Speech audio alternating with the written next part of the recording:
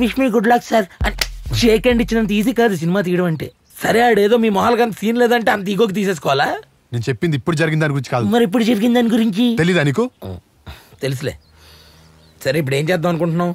పెళ్లి చేసుకుందాం అనుకుంటున్నాను. అసలు టైమింగ్ లేకుండా పుట్టింది. నమస్తే నమస్తే అంకుల్.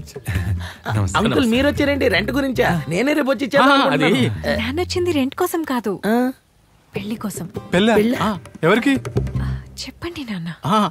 చెప్తున్నా. ఏం లేదు బాబు, మీరిద్దరు ఒకరినొకరు ఇష్టపడ్డారని అమ్మాయి చెప్పింది. 6 సంవత్సరాలుగా మా ఇంట్లో ఉంటున్నావు, ప్రతిరోజు నుండి చూస్తూనే ఉన్నాం కదా. అసలు ఈ విషయం తెలియగానే వాళ్ళ అమ్మ కూడా చాలా ఆనందపడిపోయింది. అన్నట్టు మర్చిపోయాను, సినిమా ఓకే అయిందట కదా. కంగ్రాచులేషన్స్ బాబు. సినిమానా? నీకు విషయం తెలుసా? ఇప్పుడు సినిమాలో హీరో నేను కాదు. అవునా? అంత సాడిస్టిక్ ఎక్సైట్మెంట్ ఏంటి నీకు? అంటే నీకు కూడా ఇష్టం లేదా? అలా ఏం లేదు. మేము ఇప్పుడు పెద్ద ప్రొడక్షన్ హౌస్ దగ్గర నరేషన్ వెళ్తున్నాం, తిరిగి అడ్వాన్స్ తోనే వస్తాం. రాగానే నెక్స్ట్ మీ పెళ్ళి. డెస్టినేషన్ వెడ్డింగ్ ప్లాన్ చేసుకో. అలాగే ఇమాజినేషన్ కదా. ఈ బాబు ఇప్పుడు డబ్బులు తీయాలి. పాప నా అలాగే మోసపోయింది అనమాట. సర్లే ఏడవకు, మాట్లాడు. అంకుల్ సారీ అంకుల్, నేను ఇప్పుడు పెళ్లి చేసుకునే పరిస్థితిలో లేను. పోనీ ఎంగేజ్మెంట్ చేసుకుందాం చైతు. బికాస్ ఐ నో ఇప్పుడు ఈ ప్రీ ప్రొడక్షన్ షూటింగ్ చాలా బిజీగా ఉంటావు కదా, నాకు బాగా తెలుసు. సినిమా రిలీజ్ అయ్యాక పెళ్లి చేసుకుందాం. ఏయ్ నువ్వు కొంచెం నోరు మూస్తావా? పెళ్ళి అంట పెళ్ళి.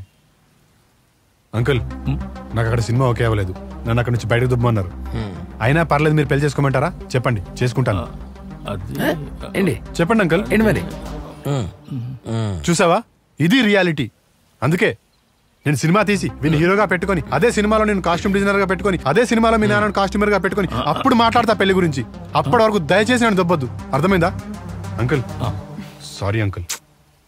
శుభవార్త చెప్తావేమో అని సింబాలిక్ గా ఎల్లో డ్రెస్ వేసుకొచ్చాం. వేస్ట్.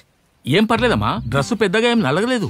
అసలు దోబికి వేయాల్సిన పని కూడా లేదు, ఇస్త్రీ చేస్తే సరిపోతుంది. అబ్బాయి మూడు బాగలేనట్టుంది, మనం తర్వాత వచ్చి మాట్లాడదాం. మళ్ళీ వస్తాం బాబు. అంకుల్ రెంట్ అది రెంట్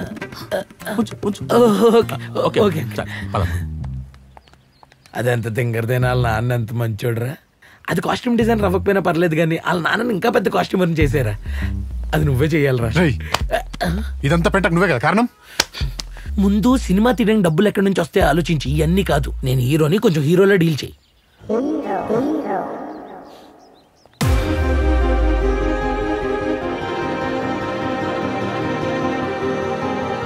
ఊళ్ళో కనపడిన ప్రతి ఒక్కడు నీ కొడుకు ఏం చేస్తున్నాడని అడిగితే ఏం చెప్పాలో తెలియక తప్పించుకోవాల్సి వస్తుందిరా.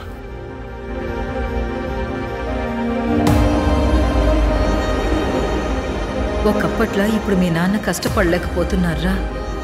నువ్వు మమ్మల్ని చూడకపోయినా పర్వాలేదు, కనీసం నీ కాళ్ల మీద నువ్వు నిలబడేలా పని చేసుకున్నా మాకదే చాలు నాన్న.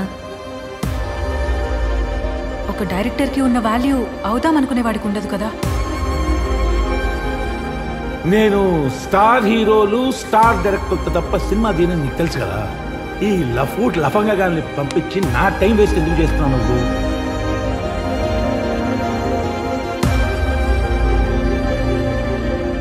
ఇవన్నీ ముందే ఆలోచించుకోవాలరా. చెప్పి ఇప్పుడు ఏం చేద్దాం అనుకుంటున్నావు?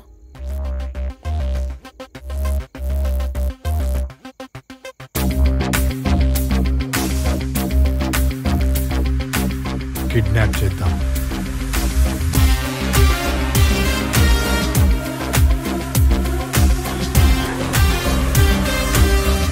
ఏంటి శెట్టిగాడ్నా? షెట్టిగడి సర్కిల్ ఏంటో తెలుసా నీకు? ఎప్పుడు చూసినా చుట్టూ 10 మంది బౌన్సర్లు ఉంటారు. అందుకే వాళ్ళ ఆవిడ్ని కిడ్నాప్ చేస్తున్నా. వాడు మన ఎంతో మనించోడ మర్చిపోయావా? అందుకే వాడి డబ్బులతోనే సినిమా చేయాలి. పేమెంట్ కరెక్ట్ గానే ఇచ్చేస్తారుగా? ప్లానింగ్ నేను చేస్తా. ఈ ప్లాన్ ఎట్టి పరిస్థితుల్లో మిస్ అవ్వకూడదు. ఇలా సైకోగడ్లా మారిపోతున్నావు ఏంట్రా? నీకు హీరో అవ్వాలని ఉందా లేదా? అవుతాను. అయితే చేద్దాం పదా.